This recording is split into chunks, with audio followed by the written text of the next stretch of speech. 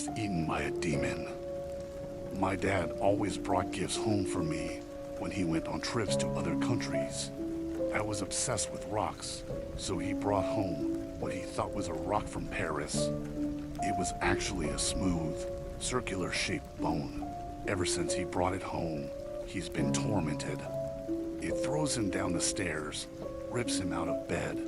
I've even seen it slice my dad across the face a few times. I still see it in my nightmares, but not as much as seeing that thing eating my dad head first. Dad had just gotten home from work and was coming upstairs to change his clothes. That thing followed him up the stairs, and when he reached the last step, its jaw stretched open. In one swift motion, the demon consumed him whole. The only evidence of my dad being there was his briefcase. Followed. You know those movies where it's like, oh, you're going to die in 7 days. I used to laugh at them thinking it was stupid. I always put on a front that I'm not scared of anything. I found amusement in movies like that until I found myself in one. I don't know who she is, but ever since my friends and I watched a cursed video, she's been following me everywhere. And I think she's trying to kill me. All of it is real. The noises she makes, the way she contorts her body, everything. Yesterday she did a backwards bridge and chased me down the stairs. I almost fell down the damn stairs. I would have died with how fast I was trying to run. There's a lot of stairs, and they're concrete. One of my friends was running away from her and got hit by a semi in the middle of the road. I think I'm next. I've been barely escaping death every day.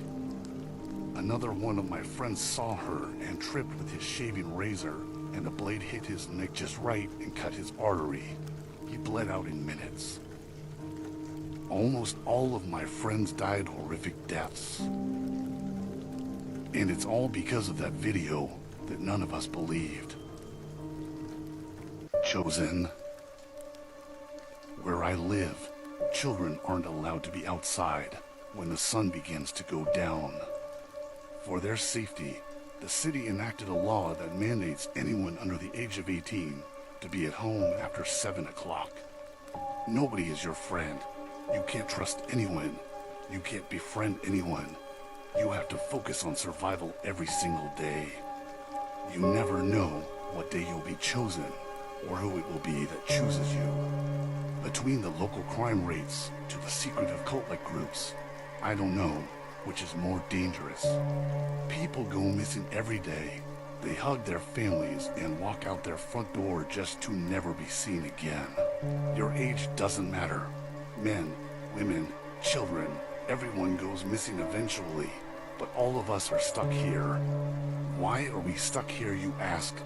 Because we're poor, and anyone who tries to leave becomes chosen. They will follow you wherever you go. They look like everyday people. They don't stand out in any way. They just happen to be in a cult that kidnaps people. Only one person has ever survived being chosen. He left the country, and he still looks over his shoulder every second of every day. The only way we know he survived is because he called his parents and told them everything when he got to Europe. He had to work a late shift that day. When he was walking to his car after work, a group of people wearing what looked like white sheets surrounded him. He was blindfolded with tape over his mouth. He said they walked for hours, and he knows that because it was pitch black outside when they started walking and daylight when they stopped. They took his blindfold off and kept a firm grip on both of his arms as he looked up at the castle in front of him. Nobody knew a castle existed here. People have lived here for decades and nobody knew. He was hesitant to go into detail about the rest of the story, but to make it short, they were going to sacrifice him. We have no idea how he escaped. Thank God his parents told people around town about his story because they both were chosen afterwards. A group of citizens tried to find the castle and never returned. Nobody dares go looking for fear of suffering the same fate. Even police officers have gone missing. People who have been heavily armed have gone missing. Some people around town think that they're vampires, and that they feed from the chosen people. But vampires don't exist.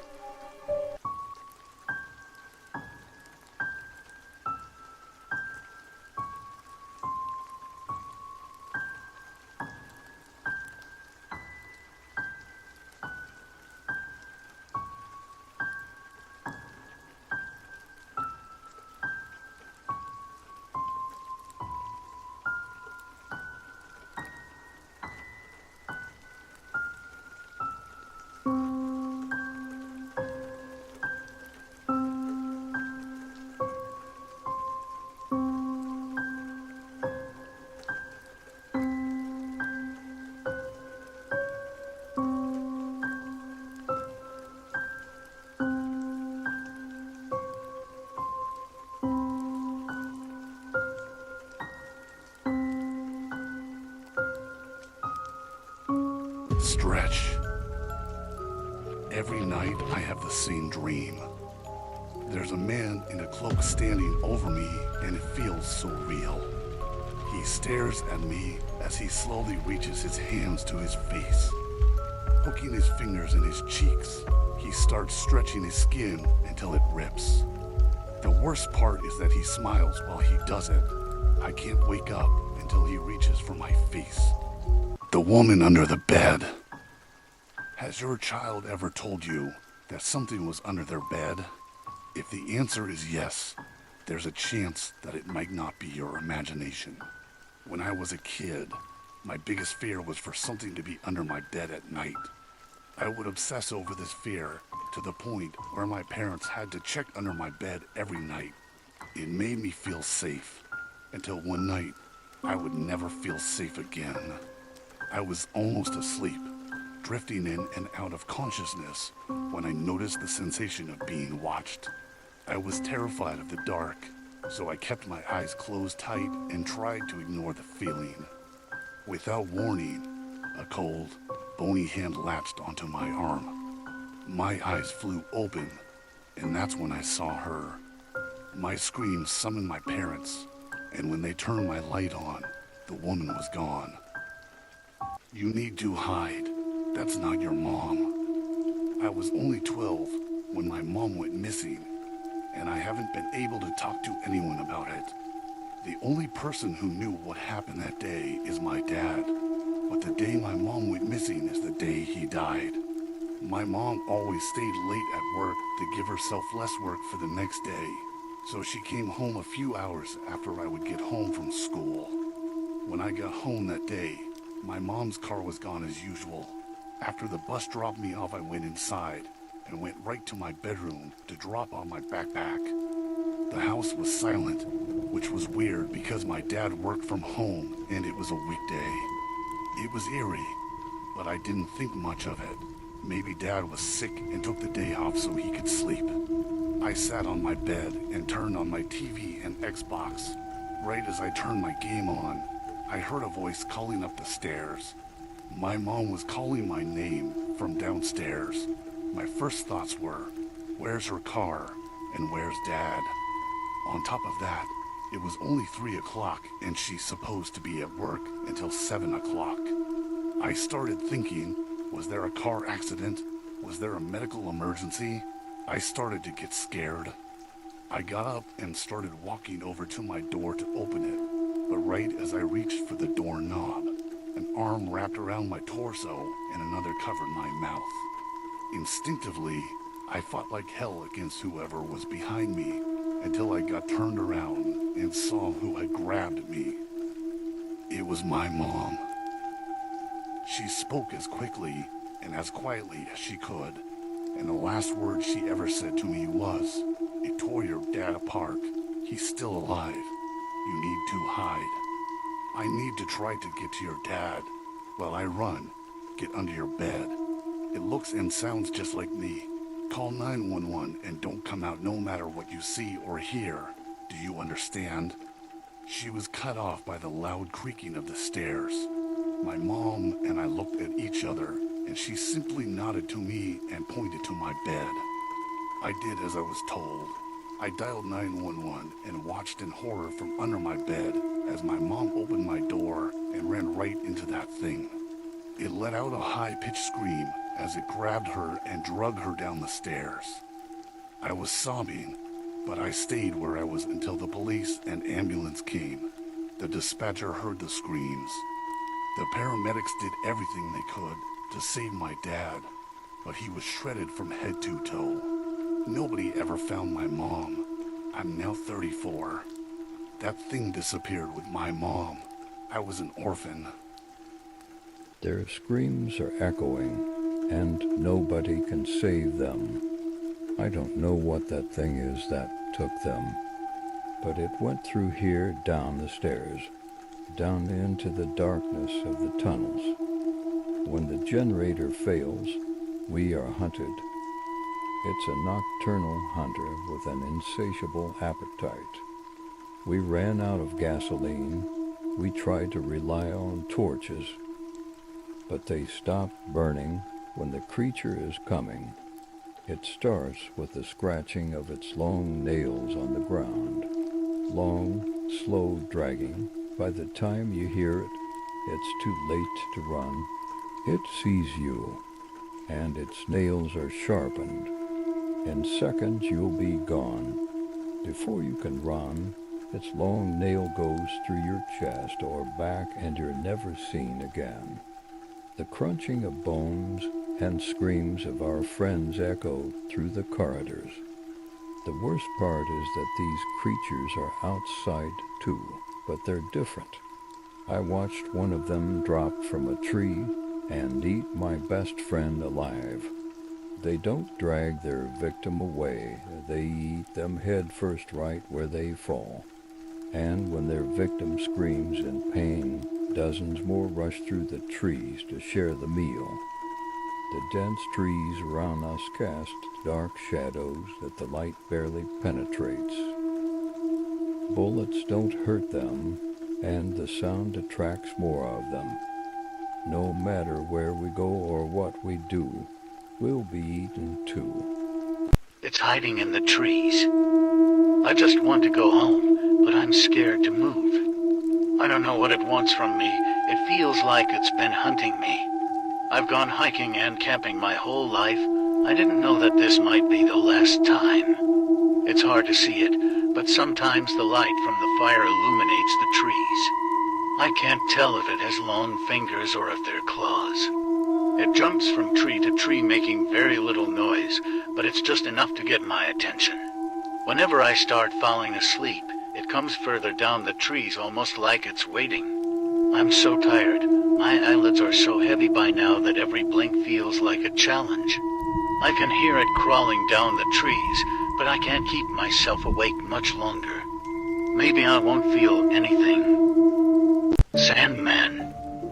As a child, I was terrified of the dark, but there was a good reason why. Every night after my parents tucked me in, a tall bony creature would crawl through my window while I was paralyzed in fear. As the creature slowly contorted its way across my floor and onto my bed, I would start getting overwhelmingly sleepy. When it was sitting on me with its face inches above mine, that's when I would pass out every single night. I vividly remember the creature's breath being the last thing I felt before falling asleep. Once I was asleep, I would have the same nightmare every night. That creature would be chasing me on all fours until my parents woke me up in the morning. I dreaded weekends because my parents would let me sleep in since I didn't have school.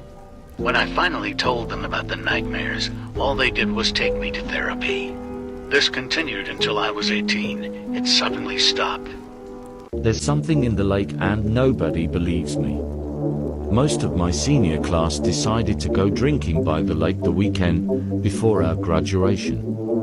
In such a small town, everyone knew one another and it was our last big get-together before everyone went to college. We met at the beach in the middle of the night around 10 o'clock. We got a bonfire going. We played music. Everyone was having fun. After an hour of drinking by the fire, I was overheated. It was a really warm night and the heat from the fire and alcohol didn't help. I decided to shed some clothes and jump in the lake to cool off. The water was warm too, but it still offered some relief. On my way back to shore, I felt something grab my ankle. It had the grip of a human hand. It let go, but nobody believes me. They think I'm crazy. The dig site curse. I've been an archaeologist for 12 years, and I work alongside a dedicated team of 8. A few years ago, we found remnants of what looked like an ancient village. Our team had been waiting months to find something significant to work on, so this was the break we needed. What are the odds that we chose to explore an area we usually avoid and came across our biggest find of the year? My team worked together to rope the area off until we could set up a proper enclosure if our findings proved to be promising. The team's lead scientist, Dale, approached me and told me that he had no idea what this place could possibly be. He informed me that the historian of our team had claimed that it didn't make sense and that there shouldn't be anything here. I told Dale that this was an area we didn't go through very often and that we probably missed it the last times we were here. Even though Dale and the historian Ben were focused on figuring out how we had missed this, I was concerned about getting started and making progress. Our standard procedure when we come across a site is to set up camp nearby so we can ensure no damage occurs to the site. By the time we stumbled across it, it was close to 6 o'clock. We didn't have a ton of daylight left and eventually we would have to set up camp. It's possible that I might have been too eager to get started for my own good. I got started like I would at any other site. Not too far beneath the surface, my handheld shovel hit something hard. Not knowing what it was, I started removing all the earth around the object as gently as possible until a clay object became visible. As I carefully removed the object from the ground, I noticed that it was rectangular in shape and had a form of ancient writing across the entirety of the surface. This was a huge find. I was so excited that I dropped my shovel and ran to the rest of the team, interrupting them as they were unpacking our camping gear. After taking one look at the clay tablet, the historian's face turned ghostly pale. I kept asking him, "What's the matter, Ben? What's wrong?" He shakily asked me where I had found the tablet, so I told him to follow me and I brought him to the area. Ben dug into the ground with his hands for a few minutes before he stopped and slowly turned to look at me, still as pale as a ghost. At this point I was getting sick of the way he was acting. I thought we should have been excited that we found something like this. Just as I opened my mouth to say something, he cut me off by saying that we hadn't stumbled upon a village. We had found the resting place of an entire civilization that had disappeared thousands of years ago. I asked him how he knew, and when he stood up from where he was digging, dozens of human bones fell from the wall of earth. He said he recognized the language on the tablet and that's why he was so startled. This civilization was known for having curses. Since we found so many bones, he was extremely concerned. When the rest of my team found out about everything, each one of them quit and left. I now see why. Fast forward 3 months out of 8 people, only to remain alive, me and Dale, my colleagues mysteriously dropped dead of heart attacks one after another. Dave and I weren't spared though. I was diagnosed with a rare blood disease, and Dale lost his eyesight. Every day, I regret finding that place. I should have just left it alone. We should have stayed home. I caught my mom trying to raise the dead. My father passed away a few years ago in a car accident. Before you offer your condolences, just know I've healed, and I'm trying to move on like he would want me to. Because of the physical condition the accident left him in, we were unable to hold an open casket funeral. Instead, we kept it closed. It was a really hard time for my mom and I. I was their only child, so it was up to the two of us to somehow get through it together. Instead of seeking my comfort, or the comfort of any family member, my mom chose to distance herself from everyone. She stopped doing the things she loved. I was only 16, and I had no idea how to comfort myself, let alone my mom. I knew that the grief she felt was much different than mine. Her and Dad's love was unlike any other. They truly were best friends. The house used to be filled with laughter and happiness, and within an instant everything changed. I could understand why she wanted to spend her time alone.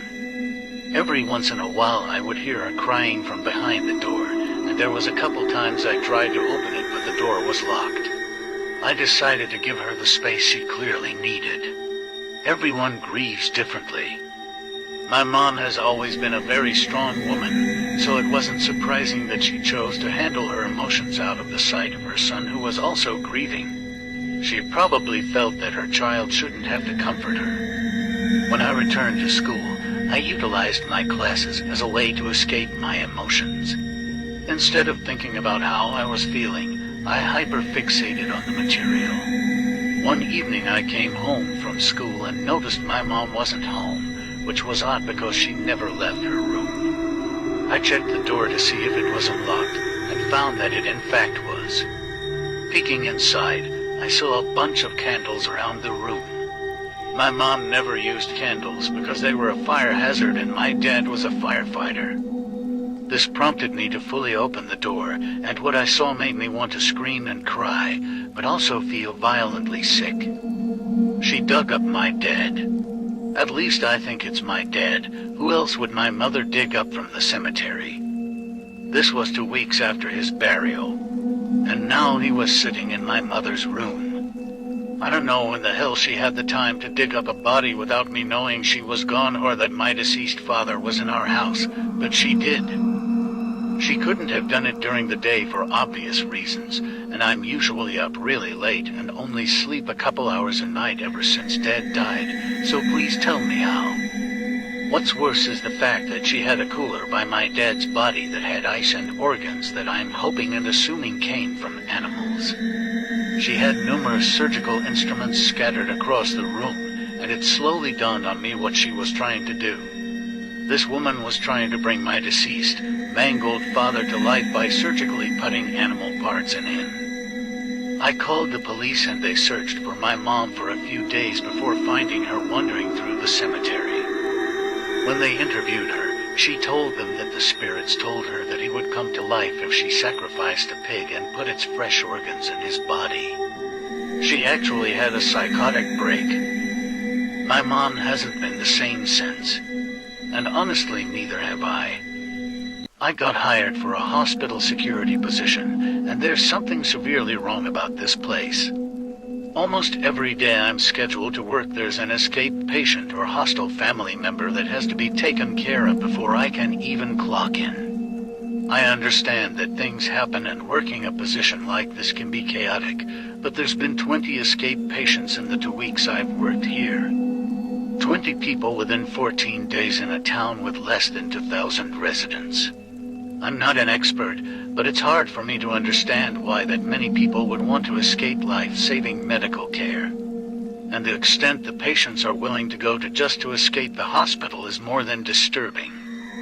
I have found patients on the hospital roof on numerous occasions, and others in the hospital's basement. A couple were in the vents and it took hours to get them out.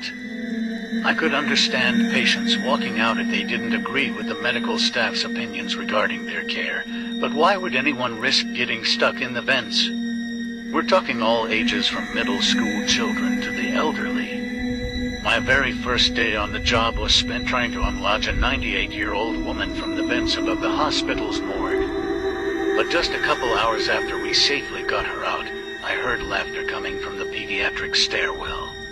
I soon realized that there was a 13-year-old boy stuck vertically in the vent in the wall. I was so taken aback that I considered quitting on my very first day, but I thought it was just a creepy coincidence that both incidents occurred in the same day and that it was probably rare, so I went back the next morning. I no sooner walked into the hospital and I was greeted by an active threat lockdown.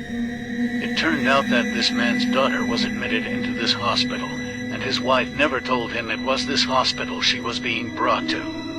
The little girl needed surgery, and the doctors refused to allow him to bring her home because her condition could have caused death. Most parents would just request a transfer, not demand to bring their child home knowing that their child is getting worse by the minute. He was so enraged that he became violent with the staff, his family, and the other patients and visitors at the hospital. I honestly didn't think much of the incident until things like this continued happening day after day. I don't know what is going on at this point. This can't be a normal occurrence in any way. People lose their sanity in this hospital. The longest anyone has remained employed here is a little over a year, which speaks volumes. I don't know how much more I can handle. There's a man in my pond. My family and I own a farm a few miles out of the city. I inherited this land, just as my father did before me. We have numerous ponds on our property, but the largest is located in the middle of our cattle field. It serves as a natural water source for our livestock. A couple months ago we started having an issue with our cows going missing overnight.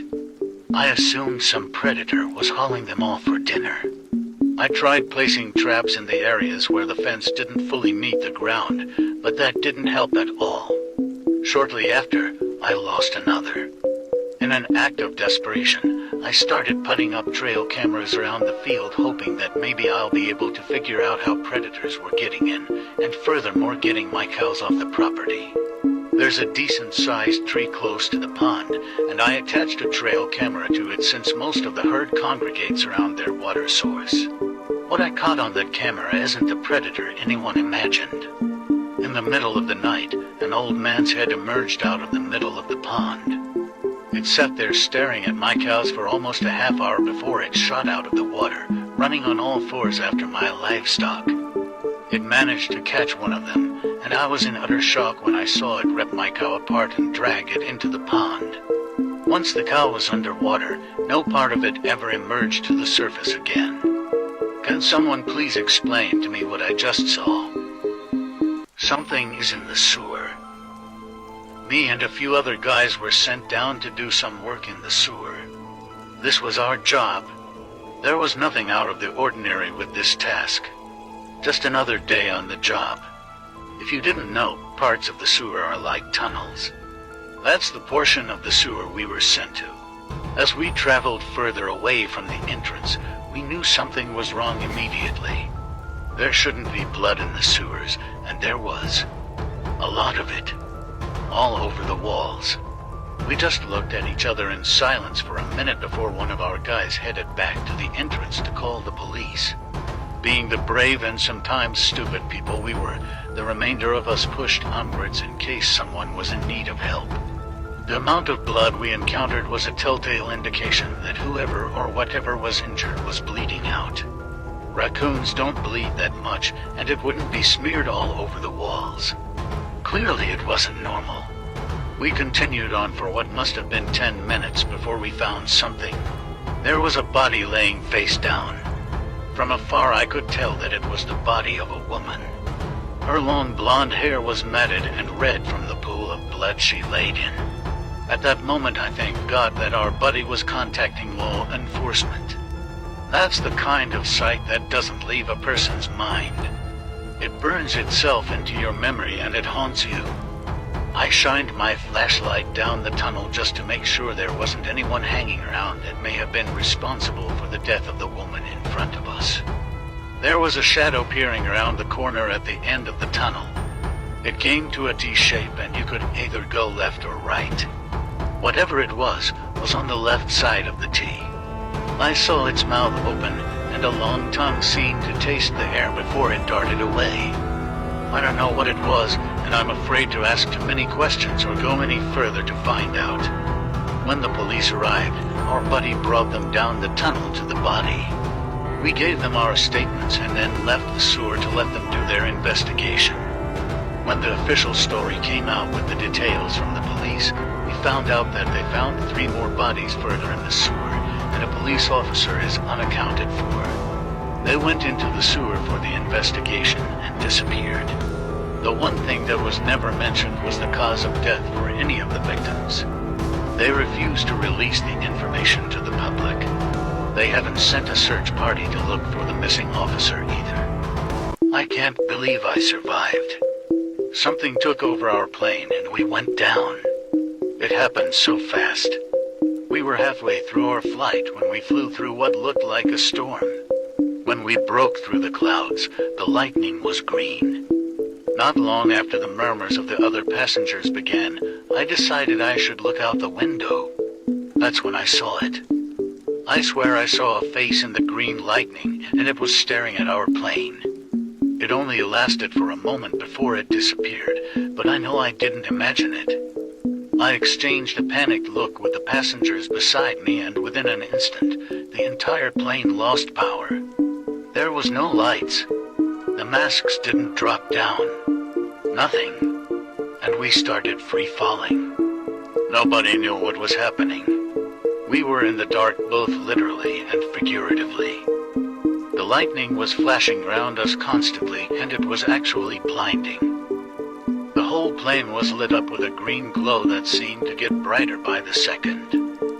I started hearing the creaking of metal, and that's when the nose of the plane was ripped off and I saw the face again. Except this time, it had hands. I connected the dots and realized that this thing had ripped the nose off the plane itself while we were falling. What didn't make sense was the fact that even though our plane was actively crashing, this thing stayed right in front of us the whole time. It wasn't moving, but yet we were. It held the nose of the plane in its hand, and when it opened its mouth I knew what was about to happen. Green electricity surrounded the severed piece, and when it put it in its mouth there was a bright crack of lightning as it chewed. I could see the ground getting closer, and I knew that this was going to be the end of everyone on our plane. I curled into a fetal position in my seat, gripping the seat belt. I think that's the only thing that saved me.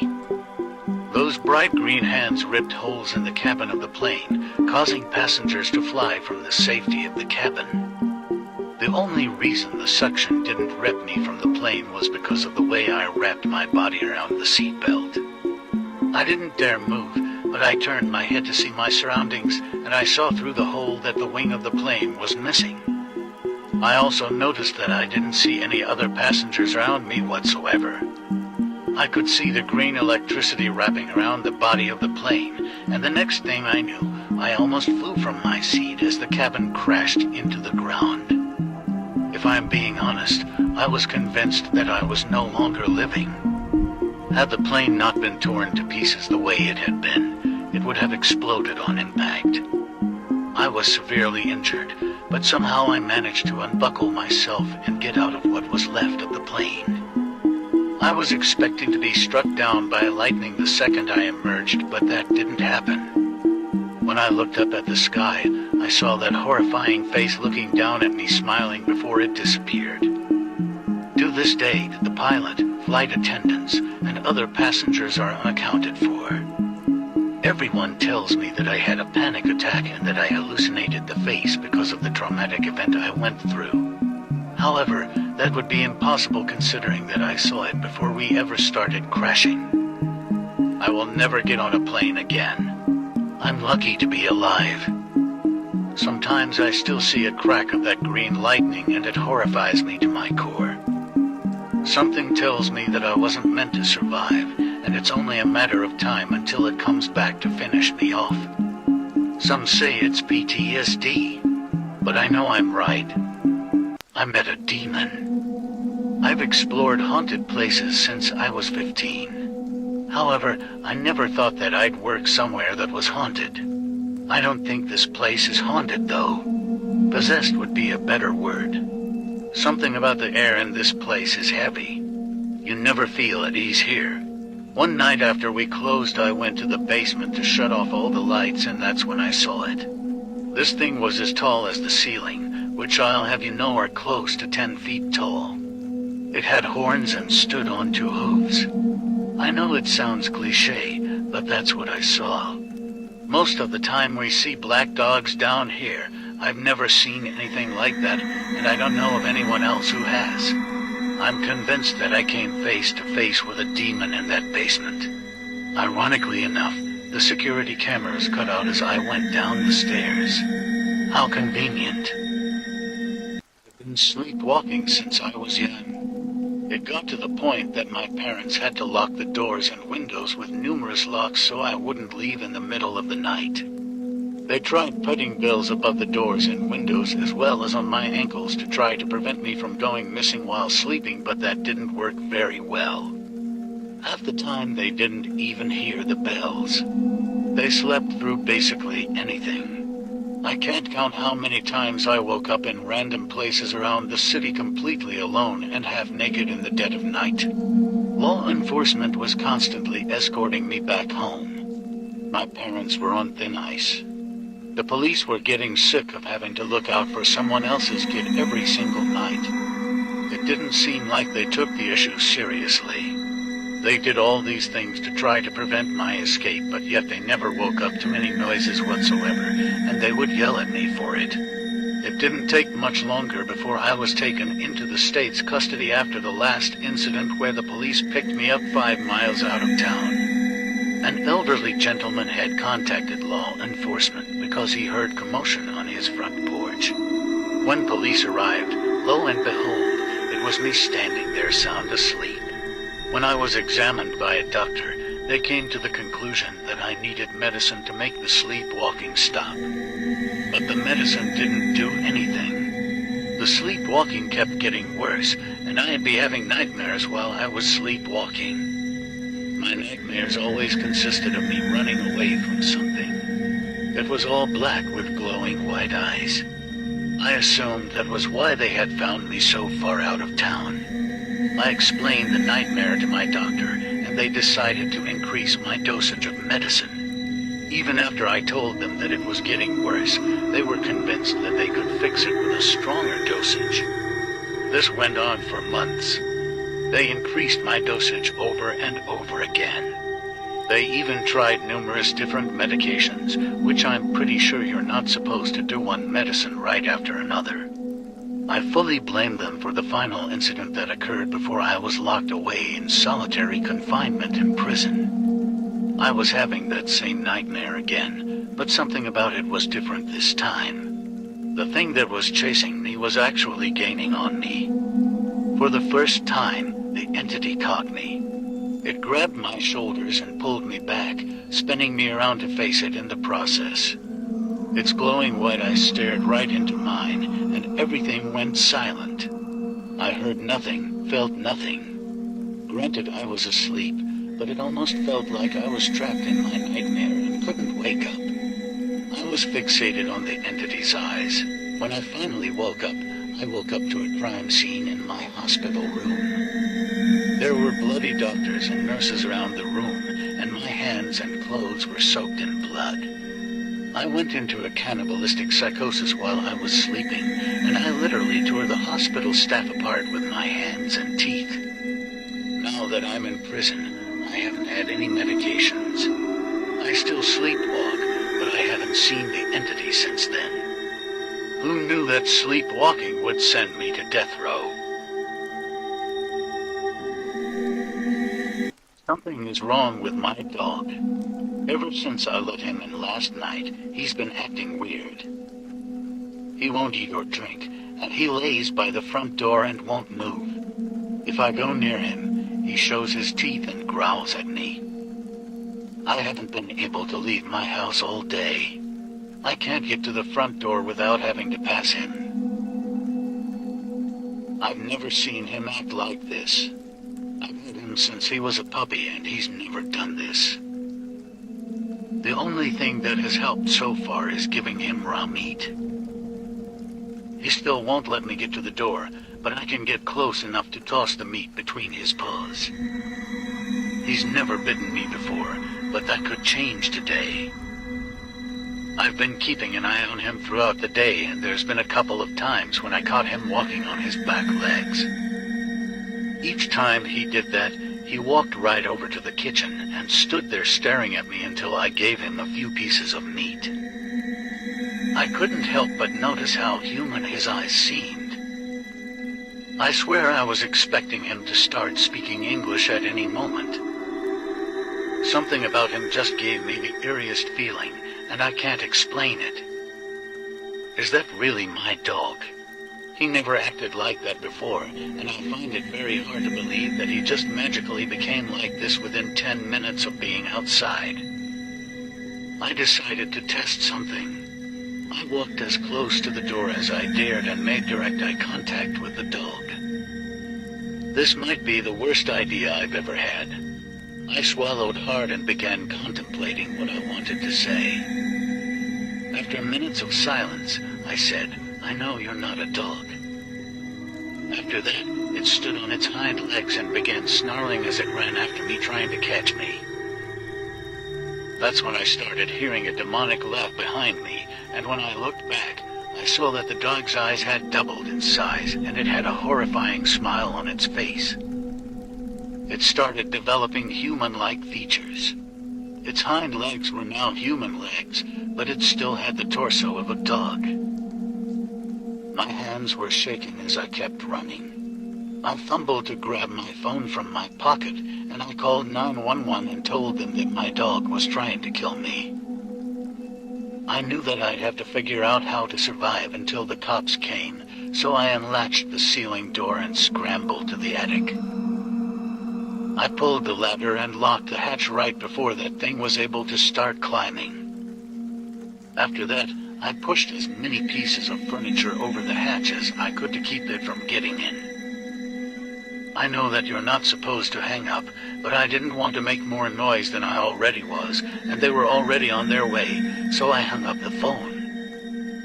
Even with the furniture on top of the hatch, that thing was ramming the hatch door so hard that the furniture was gradually shifting off of the hatch. 15 minutes felt like hours. Everything went quiet, and I heard the front door being opened as the police called out for me. I yelled back to them and started moving the furniture as fast as I could so I could get the hell out of the house. When I went down the ladder, I basically fell on top of one of the cops. Even though it was embarrassing, I couldn't help but cry in relief that someone was there to help me. They searched for hours looking for the dog, and they never found it. It's almost like I never had a dog. We didn't find anything outside either. I don't know how I should feel about this. I'm worried as hell about my dog.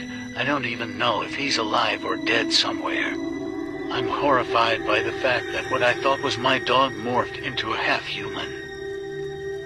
All I did was let my dog outside to use the bathroom, and somehow this happened.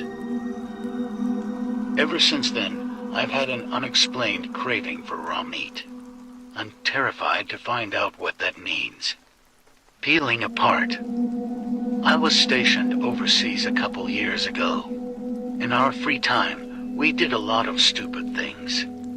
We really shouldn't have gone exploring the way that we did, considering we were United States soldiers in a country where conflict was common. But we had enough training to feel comfortable, and we had firearms, so we weren't extremely concerned. Things had quieted down the last few weeks, so we decided to go check out the caves around our base. My friends weren't the smartest people in the world. When we arrived at the first cave, there was a bunch of pottery. They thought it would be fun to use the various pieces of pottery as target practice.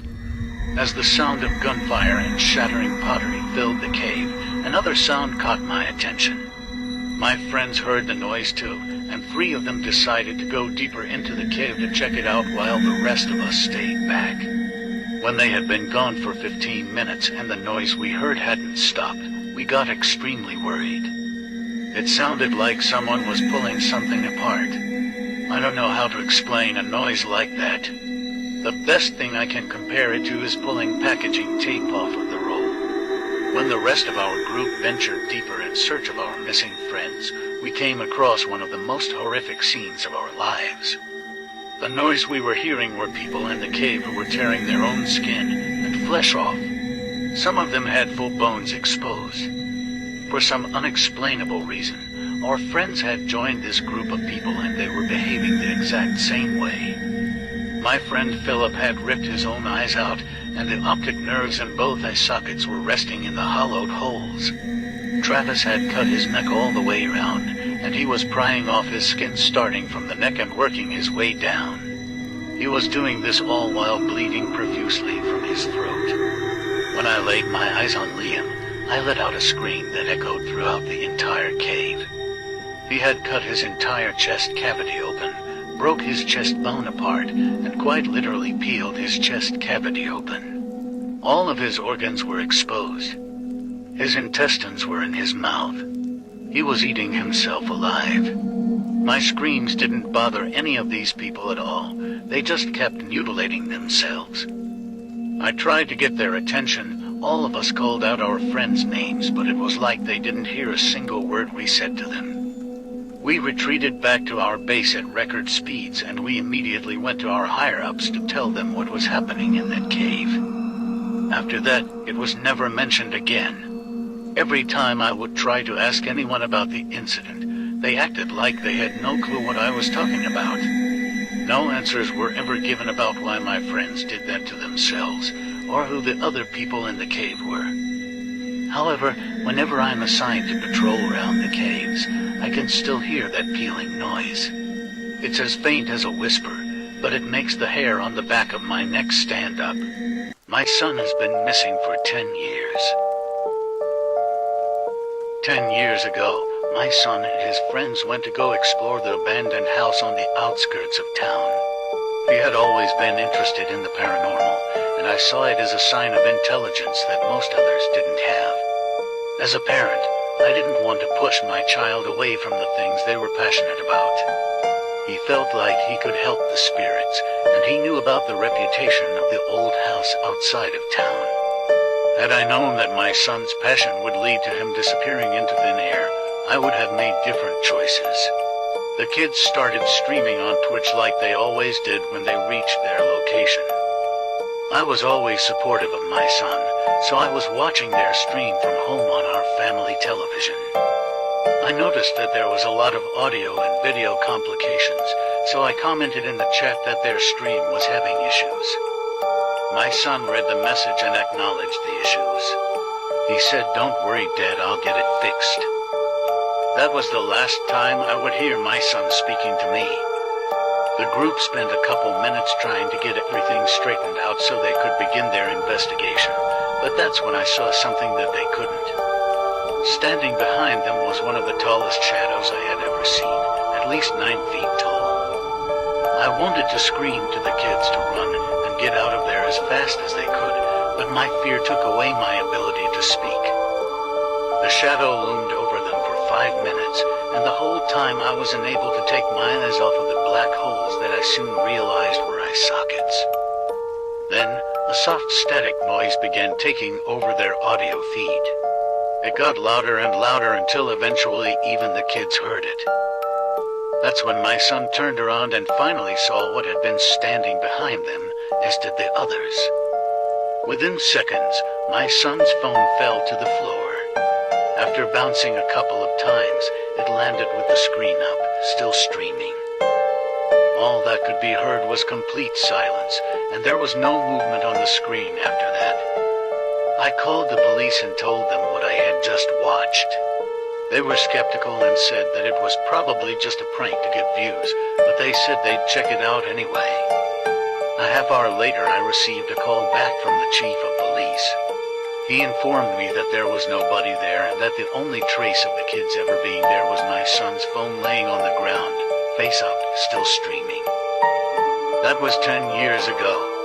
Nobody has ever gone in that evil house since. My daughter's doll tried to burn down our house, and nobody believes us.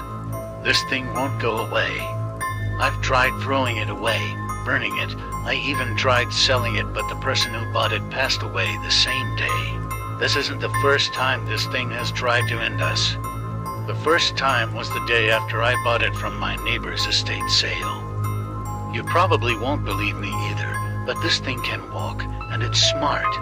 I don't understand how my neighbor even got this thing or how they lived with it. So far it has burned down our family home, cut the brake line in my car, put rat poison in the water dispenser in my fridge, and that's the mild list. I don't know how to protect my daughter anymore. This thing is inescapable. If you never hear from me again, there's only one thing that I beg of you.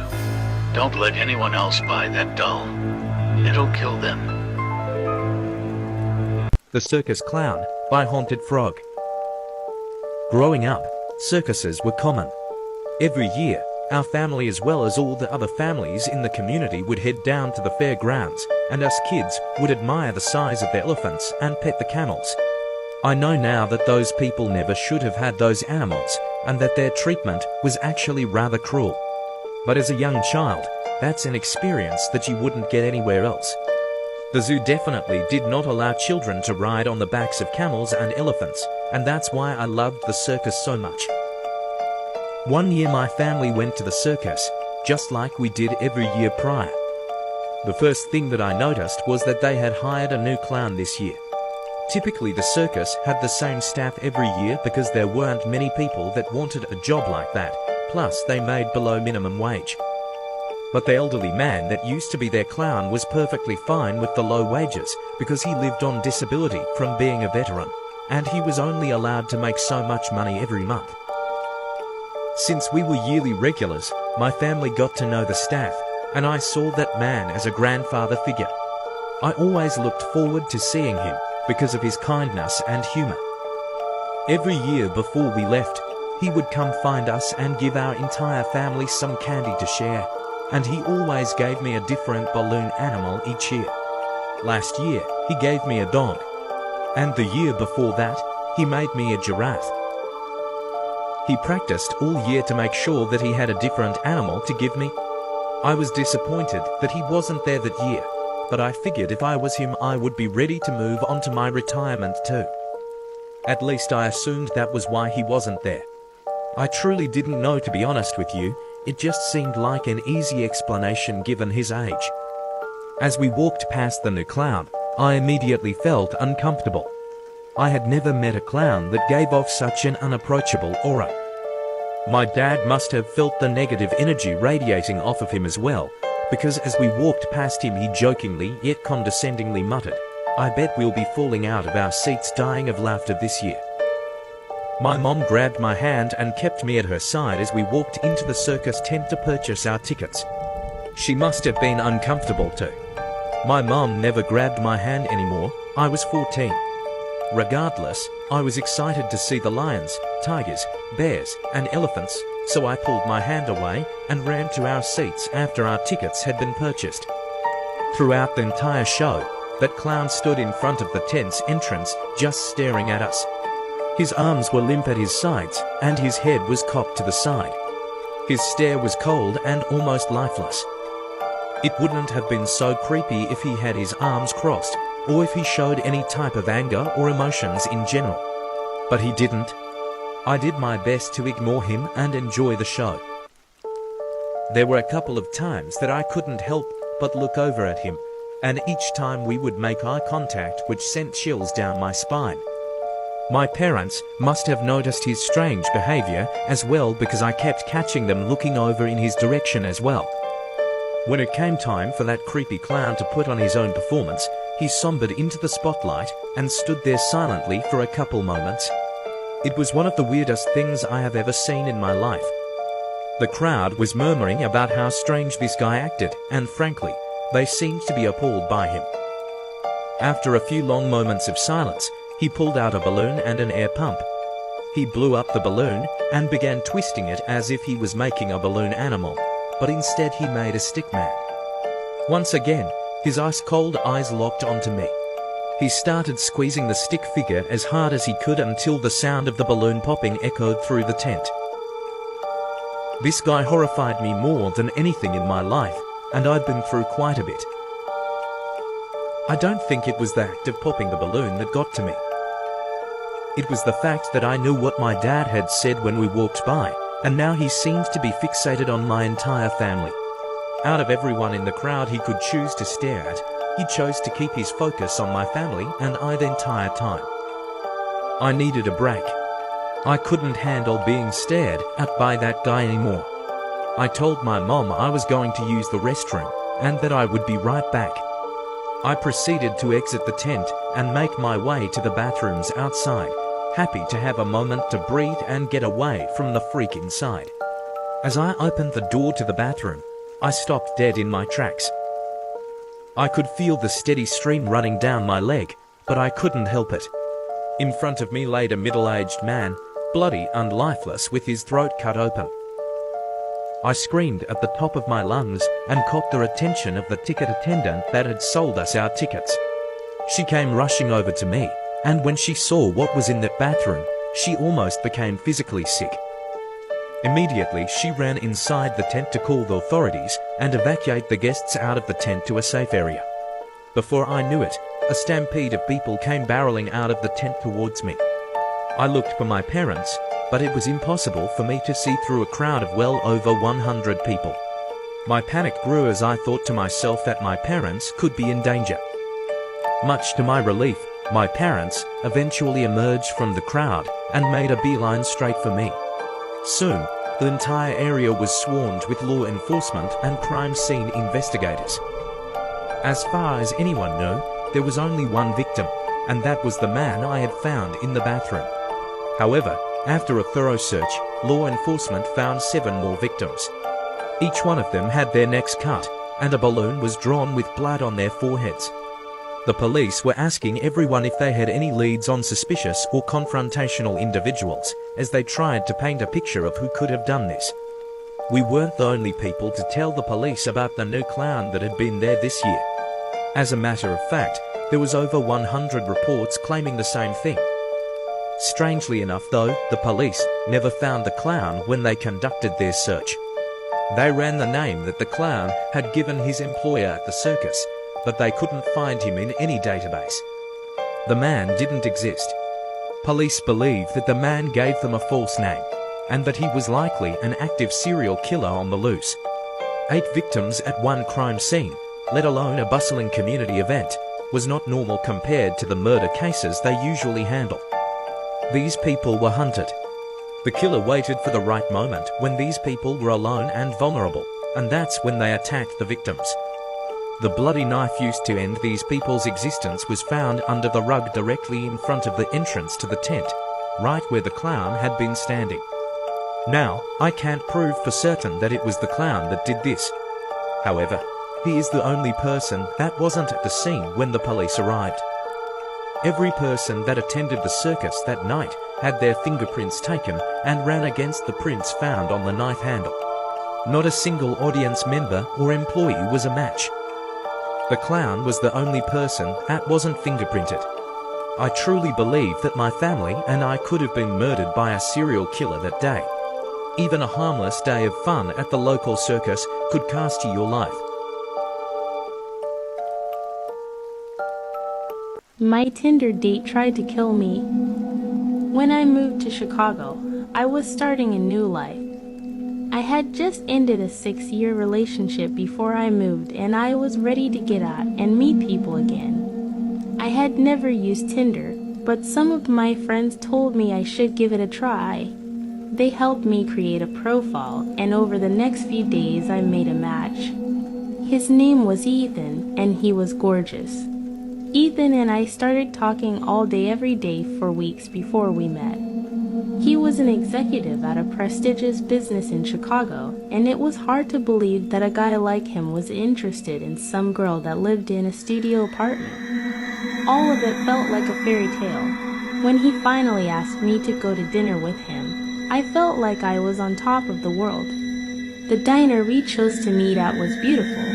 I arrived first, but that didn't seem weird to me considering he was a businessman. When he arrived, it was like the world stopped around him. He looked even better in person. I was relieved to see that he truly was the person in the photos. Throughout our entire date, he was kind and sweet and made me feel comfortable. He offered me a ride home so I wouldn't have to pay for an Uber, and I happily agreed. After all, we just had an amazing date.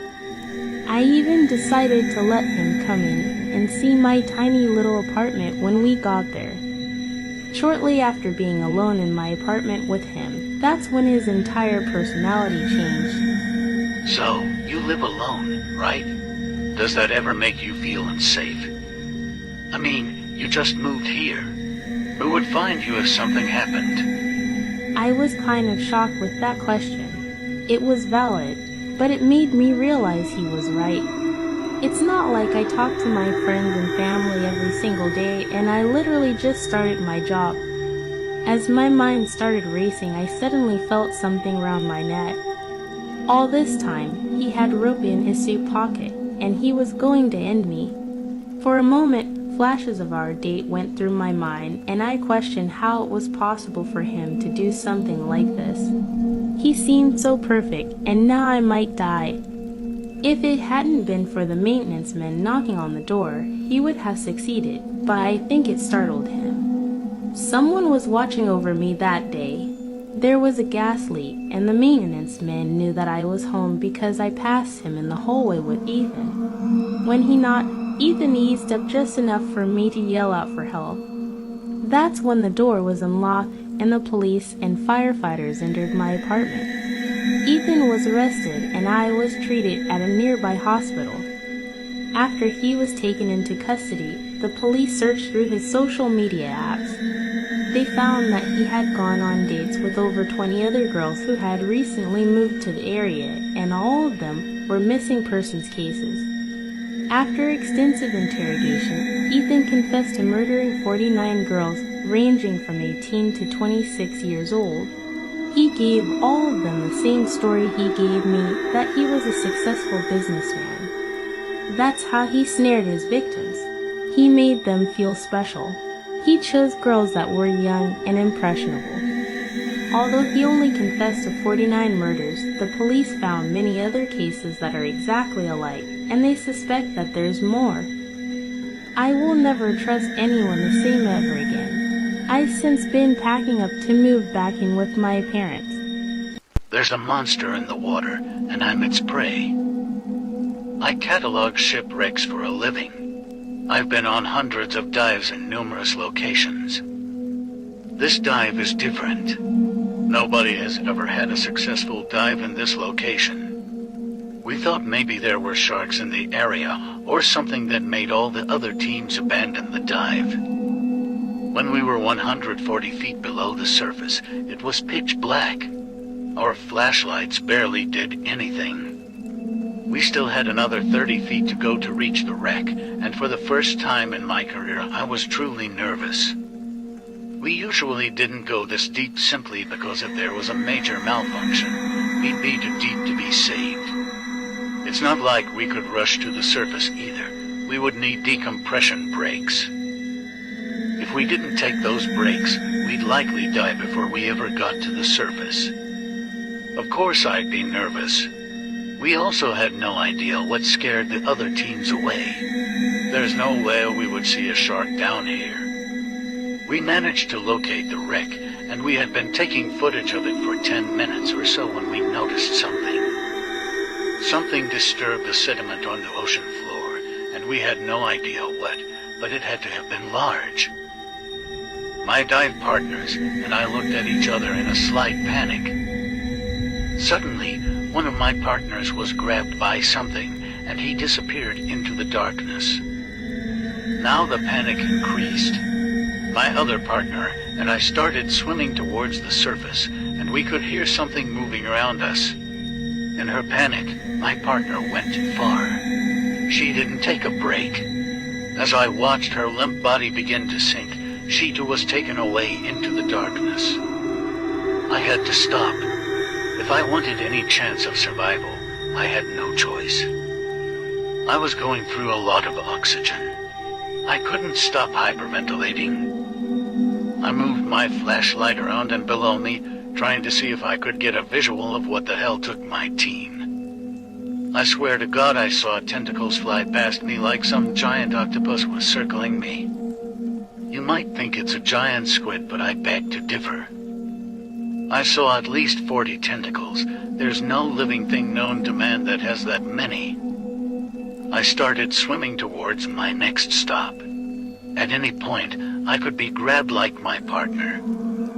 The sounds of movement never stopped once. When I got to my next stop, a tentacle gently wrapped around my ankle and I lost it.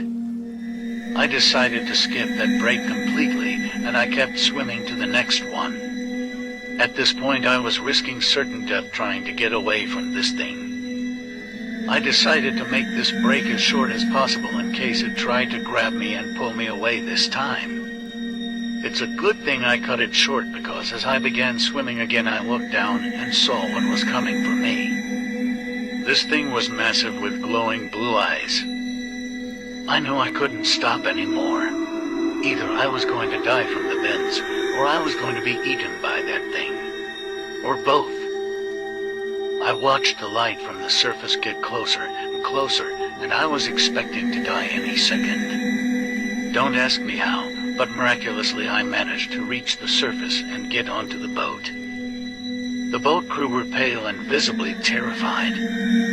Before I could say anything, the boat's captain looked at me and said, "It almost had you. It has teeth." That's when I realized it had its mouth open below me as I was climbing aboard. There's a monster in the water, and I'm its prey. Part 2. I didn't have much time to recover from my encounter before dozens of tentacles wrapped around our boat. I could see numerous things swimming around our boat, and they were just as large as that thing that ate my team. I never even had a chance to take my diving gear off. Our boat snapped in half and some of our crew fell into the water. It was almost like a feeding frenzy. The water erupted around our friends, and the water turned red. It wouldn't be long until all of us were in the water. As the remains of our ship as well as everyone aboard were pulled under the water, I desperately began reaching for my mouthpiece. We were being pulled down so fast that I couldn't get away. I was going wherever this thing wanted to take me. The things I saw eating my friends at the surface will haunt me for the rest of my life. They were being bitten in half one by one, starting with their legs. Whatever those things were, they looked like massive eels with the biggest teeth I've ever seen. They very well could have swallowed people whole, but they chose not to. As the seconds passed, the light began to disappear. Without warning, the creature released the pieces of the boat, and I started sinking with it, but I could hear movement again, just like last time. I had no idea where it was. It could be waiting below me for me to fall into its mouth. To my horror, the water suddenly lit up, and I was looking straight at one of those eels. I couldn't let it get my legs. They like to bite people in half. It was the only plan I could formulate. I had no idea if it would be different considering how deep under the water I was compared to my friends at the surface, but I had to try. I grabbed my legs and tucked myself into a ball. It turned out that I was right. These things were picky eaters. It swam past me and seemed to disappear. I thought I'd have a chance to head towards the surface. My depth gauge registered me at 100 feet. As long as I protect my legs when they come, I might survive. I was disoriented, and it was hard to tell which way was up and which way was down. My luck that day was unbelievable. When I started seeing the color of the water changing, I knew that meant that there was light. I was going the right way. I took a couple of breaks and kept watch all around me. I couldn't see anything around me at that moment, so I felt like maybe I was finally safe and those things had moved on. As I approached the surface, I could see a large vessel not far away.